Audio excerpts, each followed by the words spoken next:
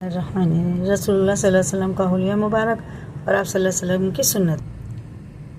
حصہ 2، حضرت رسول اللہ صلی اللہ علیہ وسلم کی زندگی گزارنے کا طریقہ حدیث کی روشنی۔ آپ صلی اللہ علیہ وسلم، یہ ہمارا پارٹ ہے 27 اور آپ صلی اللہ علیہ وسلم کا بچوں کے ساتھ محبت کرنے سے متعلق حدیث ہے۔ حضرت ابو ہریرہ رضی اللہ تعالیٰ عنہ سے روایت ہے کہ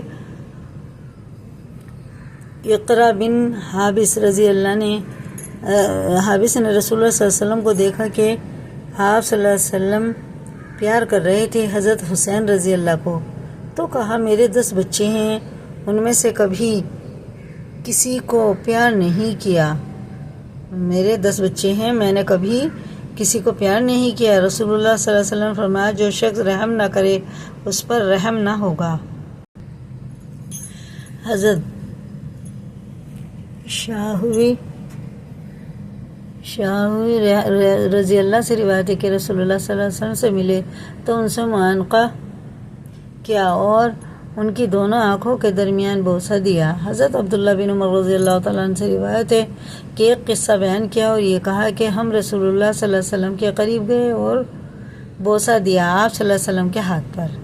حضرت حماد اور ابو ذر رضی اللہ سے روایت ہے کہ رسول اللہ صلی اللہ علیہ وسلم نے مجھ کو پکارا، اے ابو ذر، میں نے کہا حاضر ہوں اور تیار ہوں آپ صلی اللہ علیہ وسلم کی خدمت میں یا رسول اللہ، اور فدا ہوں آپ صلی اللہ علیہ وسلم پر۔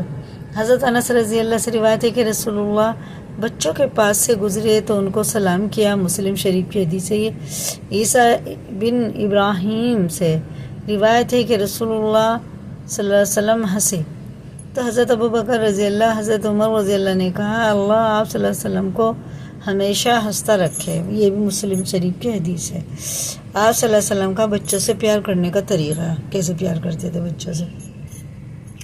حضور صلی اللہ علیہ وسلم بچوں سے بہت شفقت فرماتے اور ان سے محبت کرتے، ان کے سر پر ہاتھ پھیرتے، ان کو پیار کرتے، ان کے حق میں دعائے خیر کرتے۔ بچے آپ صلی اللہ علیہ وسلم کے قریب آتے تو ان کو گود میں لے لیتے، بڑی محبت سے ان کو کھلاتے۔ جب کبھی بچوں کے سامنے اپنی زبان مبارک نکالتے تو بچہ خوش ہوتا اور بہلتا۔ کبھی لیٹے ہوتے تو آپ تو اپنے قدموں کے اندر کے تلووں پر بچے کو بٹھا لیتے اور کبھی سینہ تھر پر بچے کو بٹھا لیتے۔ اگر کئی بچے ایک جگہ جمع ہوتے تو آپ صلی اللہ علیہ وسلم ان کو ایک قطار میں کھڑا کر دیتے اور آپ صلی اللہ علیہ وسلم اپنے دونوں ہاتھوں کو پھیلا کر بیٹھ جاتے اور فرماتے کہ تم سب دوڑ کر میرے پاس آؤ، جو بچہ ہم کو سب سے پہلے چھوئے گا ہم اس کو یہ انعام دیں گے۔ بچے بھاگ کر آپ صلی اللہ علیہ وسلم کے پاس آتے، کوئی آپ صلی اللہ علیہ وسلم کے پیٹ پر گرتا اور کوئی سینے پر۔ آپ صلی اللہ علیہ وسلم ان کو سینہ مبارک سے لگا لیتے اور پیار کرتے۔ آپ صلی اللہ علیہ وسلم بچوں سے اکثر مذاق کرتے۔ حضرت انس رضی اللہ کو یا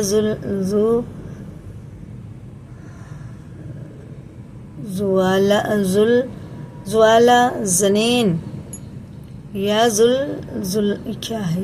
زلال زنین یعنی اے 2 کانوں والے کہہ کر پکارتے۔ حضرت انس رضی اللہ کے ایک بھائی تھے ابو امیر نامی، انہوں نے ایک چڑیا لال پال رکھی تھی۔ ایک روز وہ مر گئی۔ ابو عمیر اس کے رنج میں غمگین بیٹھے تھے۔ حضور صلی اللہ علیہ وسلم تشریف لائے اور جب ان کو لال